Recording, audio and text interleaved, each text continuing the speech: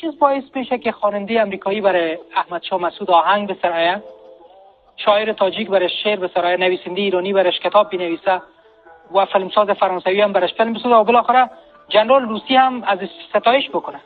که خوشبختی عامر صاحب شهید است که حتی اونهایی که به مقابلش می جنگیدن احترامش داشتن. متوجه هستید؟ شهید از خاک بود به دلیلی که در ذهنیت مردم افغانستان احمد شاه مسعود نگهبان این خاک، دوستدار این خاک میگفتن. میگفت شنیده بودیم